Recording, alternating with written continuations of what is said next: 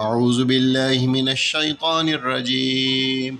سورة الطور مكية. بسم الله الرحمن الرحيم. والطور وكتاب مسطور في رق منشور والبيت المعمور والسقف المرفوع والبحر المسجور إن عذاب ربك لواقع ما له من دافع يوم تمور السماء مورا وتسير الجبال سيرا فويل يومئذ للمكذبين الذين هم في خوض يلعبون يوم يدعون إلى نار جهنم دعاه يوم يدعون إلى نار جهنم دعا هذه النار التي كنتم بها تكذبون أفسحر هذا أم أنتم لا تبصرون اصلوها فاصبروا أو لا تصبروا سواء عليكم إنما تجزون ما كنتم تعملون إن المتقين في جنات ونعيم فاكهين بما آتاهم ربهم ووقاهم ربهم عذاب الجحيم كلوا واشربوا هنيئا بما كنتم تعملون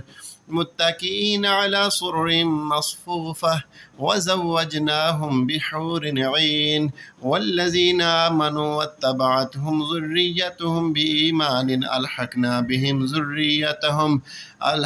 بهم ذريتهم وما ألتناهم من عملهم من شيء كل امرئ بما كسب رهين وأمددناهم بفاكهة ولحم مما يشتهون يتنازعون فيها كأسا لا لغو فيها ولا تأثيم ويطوف عليهم غلمان لهم كأنهم لؤلؤ مكنون وأقبل بعضهم على بعض يتساءلون قالوا إنا كنا قبل في أهلنا مشفقين فمن الله علينا ووقانا عذاب السموم إنا كنا من قبل ندعوه إنه هو البر الرحيم فذكر فما أنت بنعمة ربك بكاهن ولا مجنون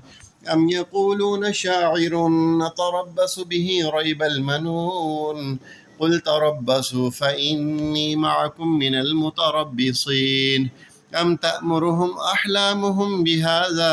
أم هم قوم طاغون أم يقولون تقوله بل لا يؤمنون فليأتوا بحديث مثله إن كانوا صادقين أم خلقوا من غير شيء أم هم الخالقون أم خلقوا السماوات والأرض بل لا يوقنون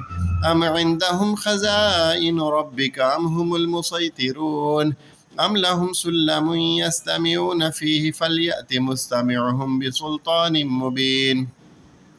أم له البنات ولكم البنون أم تسألهم أجرا فهم من مغرم مثقلون أم عندهم الغيب فهم يكتبون أم يريدون كيدا فالذين كفروا هم المكيدون أم لهم إله غير الله سبحان الله عما يشركون وإن يروا كسفا من السماء ساقطا يقولوا سحاب مركوم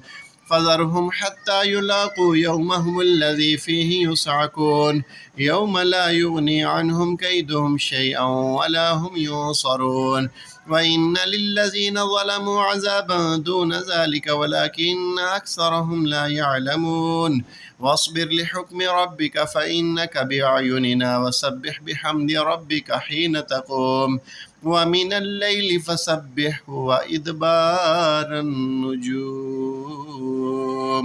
صدق الله العظيم.